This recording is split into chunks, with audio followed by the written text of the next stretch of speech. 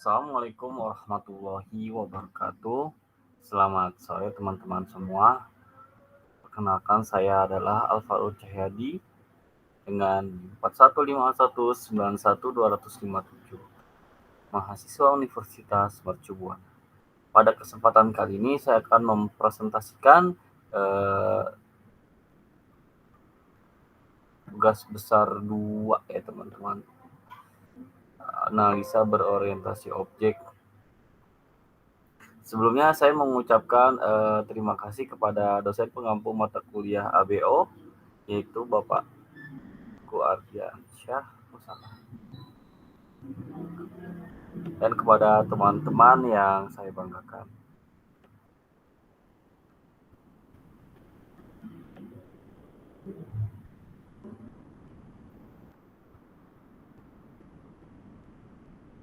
Oke, ini dengan file saya.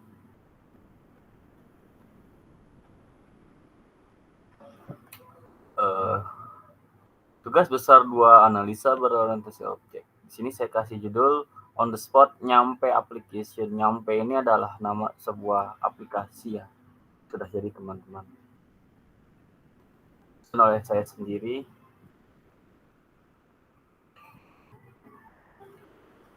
Membuat dokumen sistem specification SRS, BDR, FSD.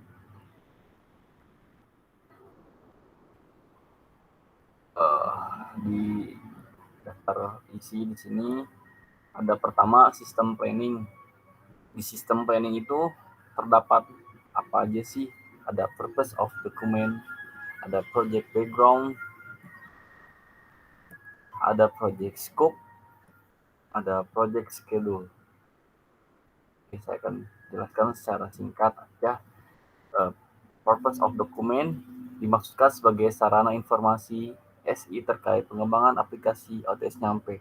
Selain itu terdapat dokumentasi kebutuhan tim bisnis untuk menentukan ruang lingkup pengembangan dalam pembuatan sistem OTS Nyampe.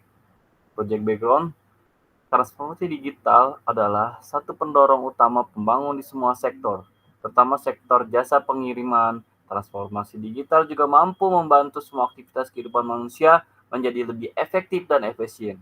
Transformasi ini sangat berdampak pada proses bisnis di industri, termasuk industri jasa pengiriman, membutuhkan transformasi digital yang dapat membantu calon pembeli mempermudah pengiriman barang melalui layanan digital yang sudah tersedia. Proses bisnis yang terjadi di aplikasi OTS Nyampe adalah mencatat pesanan pengiriman, transaksi pengiriman, dan pengiriman barang. Dalam proses pencatatan transaksi pengiriman, nasabah akan menginput data transaksi pengiriman melalui aplikasi OTS Nyampe. Setelah melakukan pemesanan, akan ada kurir yang datang untuk mengambil pesanan dan melakukan transaksi pengiriman. Pesanan akan dibawa ke gudang terlebih dahulu dan dikirim sesuai dengan kebijakan perusahaan dan peraturan lalu lintas yang tersedia. Project Scope. Project Scope ini artinya itu ya ISO lah, sesuai dengan apa yang requirement, apa yang dibutuhkan oleh user gitu. Makanya dicantumkan di dalam dokumen. Pertama adalah step apa aja, ada step inisialisasi, ada step perencanaan, ada step eksekusi, ada step penutupan definisi. Step inisialisasi adalah buat aplikasi ekspedisi sebagai layanan untuk memudahkan pelanggan menggunakan jasa pengiriman tanpa perlu datang ke kantor ekspedisi. Sebentar, ini kerekam nggak ya? Oke, lanjut. Timeline untuk proyek ini adalah 12 hari kerja. Tim ini terdiri dari manajer proyek, analisis bisnis, desain UI atau UX, programmer, jaminan kualitas, atau disebut dengan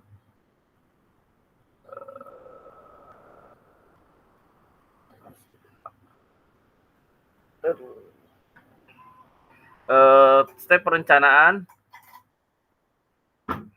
membuat proyek nama, quality plans, target plan, quantity assurance plan, dan contour plan, dan project risiko. Eksekusi, buat desain aplikasi, diagram alur aplikasi, mockup aplikasi, UI atau UX, buat aplikasi ekspedisi, uji aplikasi, oleh develop, uji modul oleh QA, tes integrasi sistem dan tes penerimaan pengguna, implementasi, dan terakhir adalah pemantauan dan kontrol. Penutupan, membuat laporan serah terima, melengkapi dokumen, menyelesaikan kontrak, dan melakukan project implementation review. Project schedule, sebenarnya ini project dari tahun semester sebelumnya ya. Saya juga sudah buat project ini bersama kelompok saya dengan saya sendiri sebagai manager project manager. Sini tesnya of meeting itu semuanya dilakukan pada tanggal 20 dan 28. Lalu apps design, PIC-nya adalah Zafari dan Haikal. Meeting review UX atau UI, itu semuanya.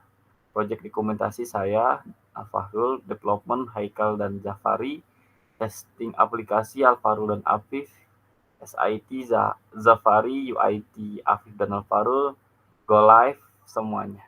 Di sini terdapat timeline 12 hari sampai minggu kedua. Ini 3 dan 5 libur.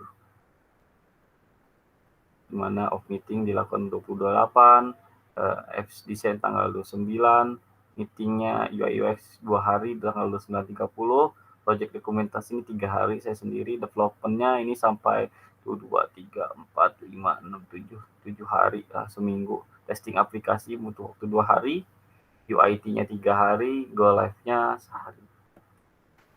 Lalu project schedule-nya saya sendiri sebagai project manager, Afif Pratama Afandi, bisnis analis, Zafari Isat, UI atau UX, Haikal Zafari, programmer, Nabila Hermawati, quality assurance. Di sini sih project saya sendiri ya, ini cuman formalitas project schedule aja. Cuman untuk mengerjakan UI UX program itu saya sendiri. Yang kedua, sistem analis dan desain. Pertama 2.1 ada functional requirement. Di dalamnya terdapat aktor.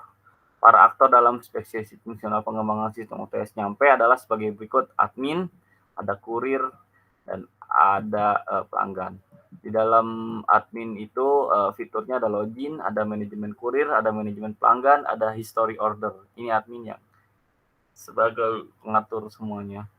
Lalu di fitur kurir terdapat login, ada profile, itu ada foto, ada nama, ada email, ada nomor telepon. Untuk edit informasi ada ubah nomor telepon, ada ubah foto, ada change password. Untuk notifikasi di kurir itu ada proof pickup dan cancel pickup, dan ada riwayat pengantaran, bisa melihat riwayatnya. View biaya, ada lacak paket, ada cetak tabel. Ini sesuai dengan kelas ya itu ya, diagram yang sudah dibuat sebelumnya. Lalu di fitur pelanggan ada nomor 1 login atau daftar, ada profil, ada foto, nama, email, nomor telepon, sama edit informasi. Di pelanggan ubah nomor telepon, ubah foto, dan change password. Di pelanggan juga bisa ada menu fitur pilih layanan order, ada informasi paket, ada view paket lokasi, ada payment atau pembayaran, ada request pickup, ada cetak label atau lihat resi. Lalu project function, login atau daftar nomor 1 adalah langkah awal daftar itu, yang merupakan proses pelanggan jika belum memiliki akun dengan cara mengisi identitas sehingga dapat menggunakan layanan tersebut. Kemudian login adalah proses setelah verifikasi akun yang telah didaftarkan. Lalu ada fitur manajemen kurir. Setiap data kurir yang terdaftar, admin dapat memverifikasi dan dapat menampilkan detail akun kurir tersebut. Lalu ada manajemen pelanggan. Setiap data pelanggan yang terdaftar, admin dapat memverifikasi dan menampilkan detail akun pelanggan. Terus ada menu profile, menampilkan informasi tentang profil dari pelanggan atau kurir berupa foto, nama, email, nomor telepon. Lalu ada edit informasi, ini update sih, mengupdate informasi dari pelanggan ke kurir berupa nomor telepon, foto, dan password. Ada pilih layanan order, pelanggan dapat memilih layanan yang ingin digunakan. Lalu ada informasi paket, pelanggan dapat melihat dan menginput informasi paket setelah memilih layanan yang diinginkan, baik berupa alamat lengkap, penerimanya siapa, berat paketnya berapa, penerima paketnya siapa, pengirimnya siapa, dan alamat pick-up-nya dan lain-lain. Banyak di informasi paket ini. Ada view paket location, melihat lokasi dari paket. Payment dan view biaya, pelanggan membayar layanan yang diinginkan dan melihat berapa besar biayanya. Ada request pickup, pelanggan membuat permintaan untuk kurir dapat mem-pick-up orderannya. Ada cetak label, pelanggan dan kurir dapat melihat label yang dipesan pelanggan. History order, fitur ini pelanggan dapat melihat detail urutan riwayat pemesanan. Lalu ada fitur notifikasi, kurir dapat melihat orderan dari pelanggan ingin diambil atau tidak diambil. Lalu use case diagramnya masih sama seperti TB1 ya. Dari mulai request package pickup-nya si pelanggan, ini ada apa aja, tadi sesuai dengan yang function project tadi. Ini dari request package pickup pelanggan, lalu sini ada use case pickup package, ini sama use case-nya adalah sistem. Lalu selanjutnya adalah activity diagram. Masih sama ya, ini untuk di sisi pelanggan, pertama pelanggan membuka website, lalu ke sistem itu dia login, lalu setelah login dia masuk ke sistem halaman dashboard, lalu pelanggan mem-pick up, setelah pelanggan mem-pick up, isi data paket, setelah isi data paket, menentukan lokasi pick up, masukkan tipe servis, ukuran, dan berat paket, lalu kirim data ke server database. Lengkap atau tidak? Jika lengkap, maka akan ke bawah ke selanjutnya. Jika tidak lengkap, dia akan mengulang lagi ke notifikasi belum lengkap. Ketika lengkap, notifikasi penjemputan sukses, menghitung biaya, tampil waktu penjemputan yang diharapkan, create record, lalu verify label. Ya, yes, akan menampilkan label, no and each for each. Lalu di sini ada kelas diagram. Ada activity diagram dari si kurir. Si kurir sistem dia login, lalu masuk ke dashboard, notifikasi pickup, lalu dia di approve pickup, ada resinya atau tidak. Jika ada resinya, maka langsung scan the label, lalu buat event, buat kegiatan, lalu ke menu transaksi, apakah pembayarannya cash atau tidak. Jika dia cash, maka provide detail of accommodation, lalu processing the payment. Jika tidak, maka selesai. Seperti itu. Ini juga sudah dijelaskan di dalam tugas besar 1. Ini sequence diagramnya untuk sistem sequence diagram request a package pickup for pelanggan. Ini lalu ini yang simpelnya. Lalu kelas diagramnya di pelanggan ini ada pelanggan underscore ID integer, pelanggan underscore nama string, email itu pakai string, password itu string, address itu string, lalu ada fungsinya login void, add void, detail void. Ini sudah. Lalu data model itu tidak berbeda dengan kelas diagram. Data model cuma ada penentuan apakah dia primary key dan region key. Paling lebih detail aja berapa input yang dimasukkan sih data model. Ini hampir sama dengan kelas diagram. Cuman di sini ada di pelanggan ada primary key-nya itu adalah pelanggan ID.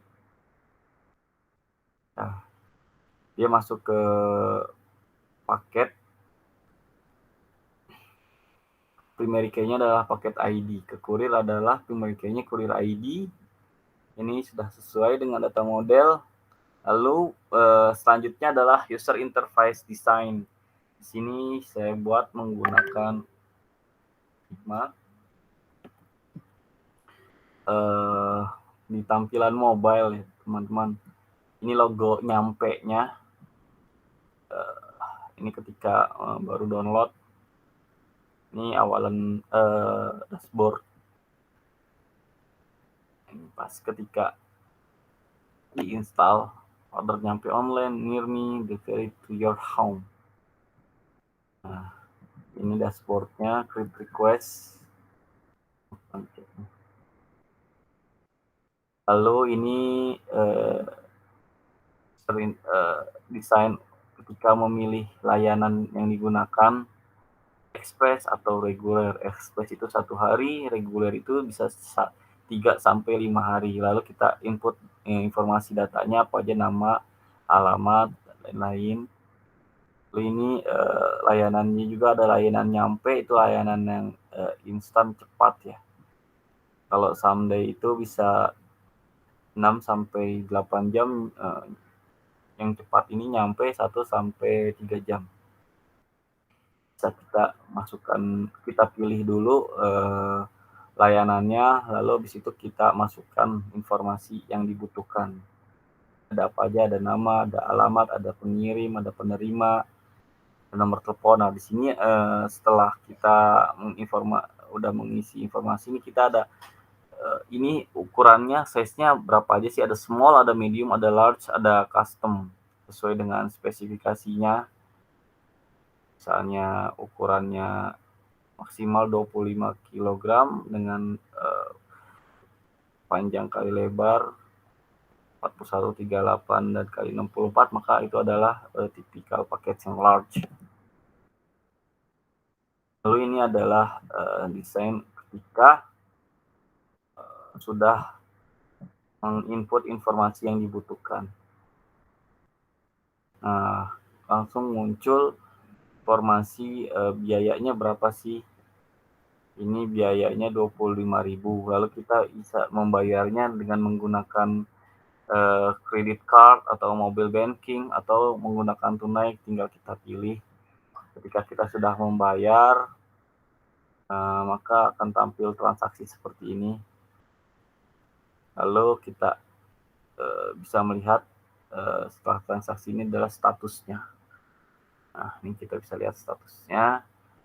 Pakai pickup, tanggal berapa, sedang proses. Kita juga bisa melacak dia sedang berada di mana. Nah, deployment diagram itu mudah-mudahan masih bisa kelihatan ya. Kalau ininya sih banyak ya, tampilan deploy diagram itu. Cuman saya mengikut ini dari aplikasi apa ya? Namanya Enterprise Architect, di mana di smartphone ini, harus digedein.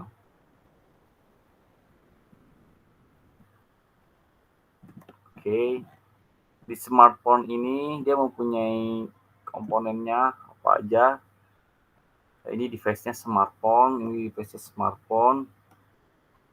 komponennya ada pelanggan, ada kurir. Lalu di PC personal komputer ada admin komponennya. Lalu kita masuk ke HTTPS connection. Bulat ini adalah ISP, Internet Service Provider. Lalu device selanjutnya adalah firewall. Jadi ini ke arah server sih ya. Terus komponennya di sini ada apa aja? Ada IP address user, ada port TCP atau UDP. Setelah firewall, di sini ada platform server nyampe. Oke.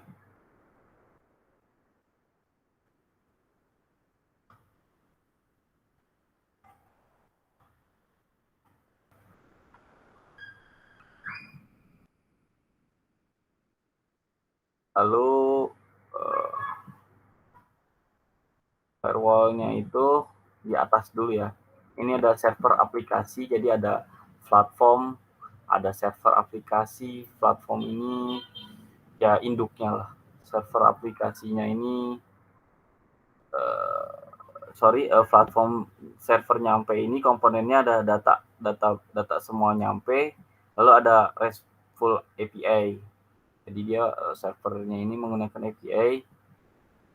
Lalu server aplikasinya untuk khusus aplikasi, dia ada sistem informasi nyampe di dalam komponennya, lalu ada RESTful API. Lalu dia menggunakan servernya Windows Server 2019. Di sini Windows 10 Pro. Switch ini sebenarnya untuk ini aja ya. Jadi switch ini kan bridging. Jadi biar bisa menggunakan banyak gitu switch. Di switch ini ke server database nyampe, ke Windows 10 Pro, ke Windows Server, ke server aplikasi, ke platform server nyampe, lalu ke CMS-nya juga. Gitu. Ini adalah deployment programnya.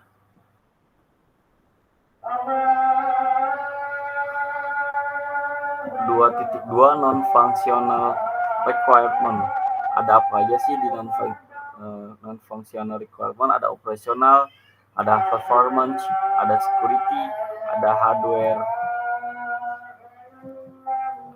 Di dalam operasional adalah definisi yang rumusannya didasarkan pada sifat-sifat atau hal-hal yang dapat diamati. Definisi operasional ini adalah definisi yang rumusannya menggunakan kata-kata yang operasional, sehingga variabel dapat diukur. Sistem ini akan dapat berjalan tanpa masalah 24 jam. Lalu performance, sistem yang dikembangkan menggunakan arsitektur tiga tingkat tinggi, yaitu front end, back end, dan database, di mana setiap aplikasi berjalan pada server yang berbeda-beda. Front end kita lihat lebih rapi, back end itu berantakan di database. Security, memakai SSL atau HTTPS. Gunakan token untuk otorisasi pada setiap permintaan untuk backend server. Lalu firewall untuk mengkontrol dan mengawasi arus paket data yang mengalir di jaringan. Firewall berfungsi juga dalam mengatur, memfilter, dan mengkontrol lalu lintas yang diizinkan untuk mengakses jaringan private yang dilindungi. Beberapa kriteria yang dilakukan firewall adalah apakah memperbolehkan paket dapat dilewati atau tidak, antara lain. Firewall ini fungsinya alamat IP dari komputer sumber, port TCP atau UDP sumber dari sumber, alamat IP dari komputer tujuan, port TCP atau UDP tujuan data pada komputer tujuan, informasi dari header yang disimpan dalam paket data, melakukan autentikasi terhadap akses jaringan. Firewall, aplikasi firewall mampu meriksa lebih dari sekunder header dari paket data. Lalu hardware, berdasarkan kebutuhan aplikasi, paket OTS nyampe yang memerlukan penggunaan server untuk aplikasi ekspedisi, ada beberapa hal yang harus dipersiapkan, yaitu menyediakan beberapa server dengan spesifikasi sebagai berikut. Satu, saya menyiapkan switch layer 3 yang tadi saya switch layer 3 ini mengatur lalu lintas untuk networknya teman-teman. Tadi kan terhubung banyak server. Nah, itu switch layer 3 itu tipe perangkatnya HP ProServe 3500 dengan serial numbernya sekian. Ini untuk projectnya nyampe ya. Lalu prosesornya ARM 9 F200 MHz.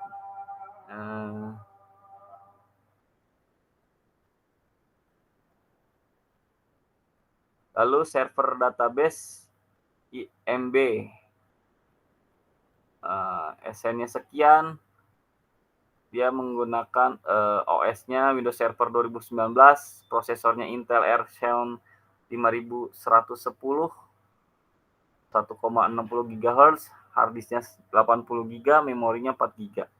Firewall-nya adalah ini HP MT2000, SN-nya sekian.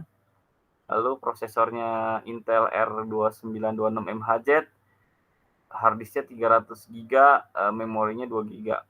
Platform server IMB, Windows Server 2009, OS-nya masih Windows Server yang terbaru.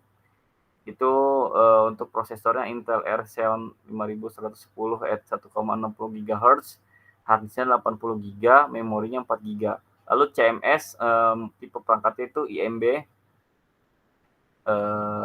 SN-nya sekian, project-nya untuk nyampe, OS-nya Windows Server 2009, prosesornya masih sama Intel Xeon 5110 at 1,60 GHz, untuk kapasitas harddisknya 80 giga dan memorinya 4 giga. Lalu yang dibutuhkan lagi adalah server aplikasi, tipe perangkatnya IBM,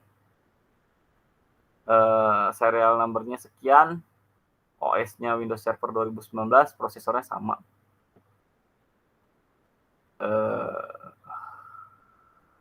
Lalu ini sebenarnya ini preventif bulanan aja sih yang dilakukan IT gitu, usage untuk dari si switch layer-nya itu pemakaian prosesornya 19%, memorinya 24, masih terlihat oke, Ethernet-nya, untuk fan dari hardware-nya juga oke, PSU-nya juga oke.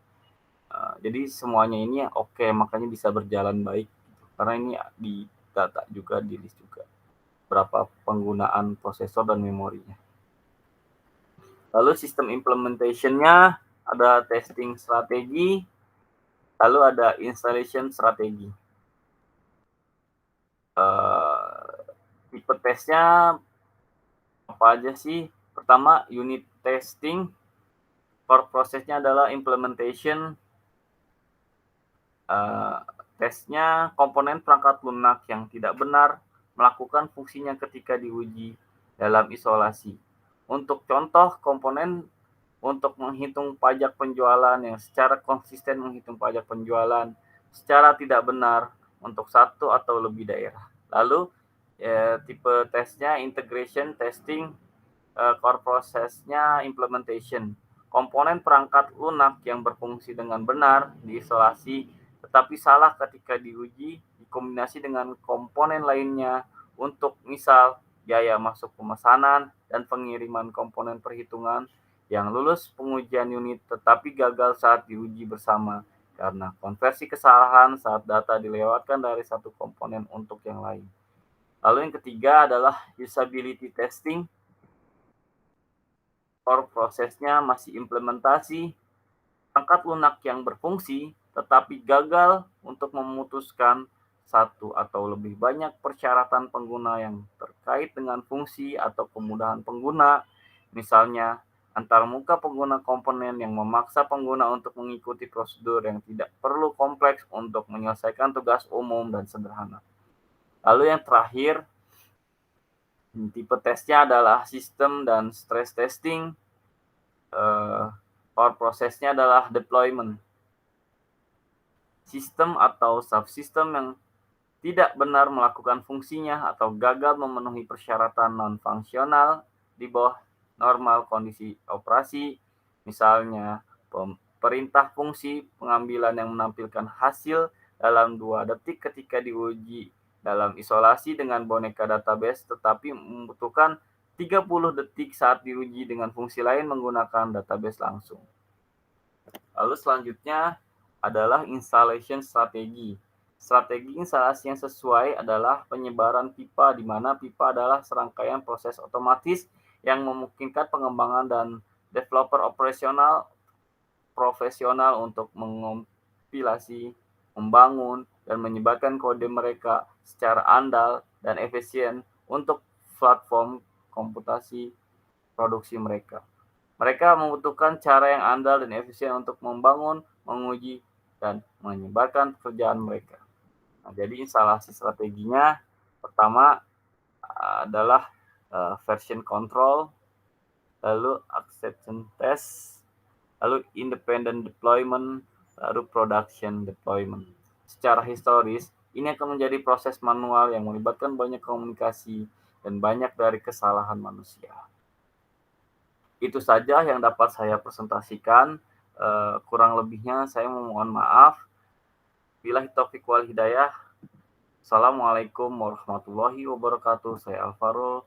Selamat sore.